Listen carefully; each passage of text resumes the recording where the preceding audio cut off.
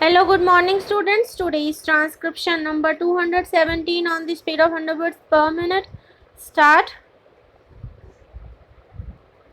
Mr. Deputy Chairman, Sir, I would at the outset like to thank the honorable members who have taken part in this discussion for drawing the attention of this House to a very valuable report.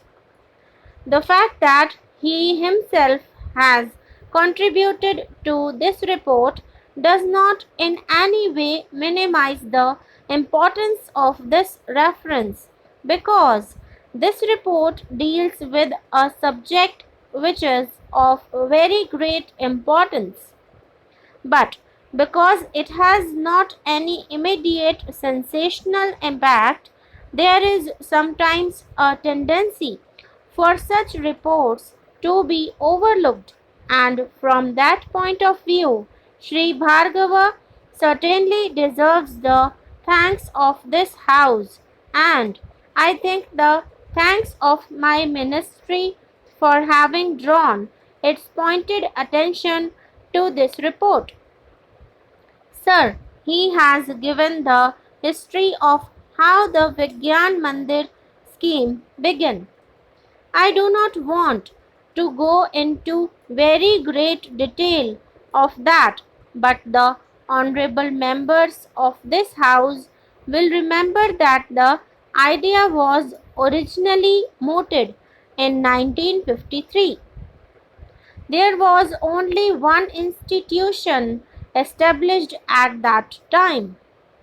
The main purpose was to bring about a scientific atmosphere in our villages.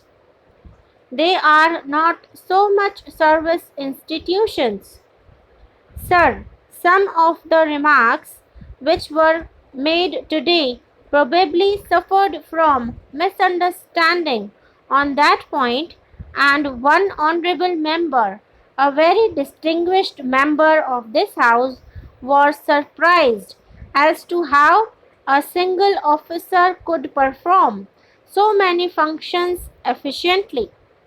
Now, if these were service agencies engaged in soil analysis or analysis of health problems or applying actual remedial measures, this criticism would have been completely justified.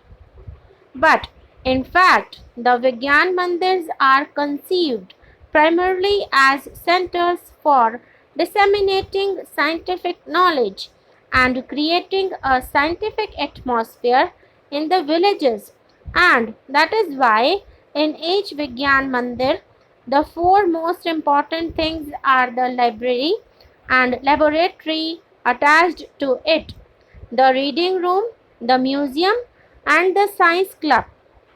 Through the laboratory, simple experiments can be performed partly for service purposes, but more in order to make villagers familiar with the techniques of science and to make them realize how science can be of immediate value and significance in the personal life.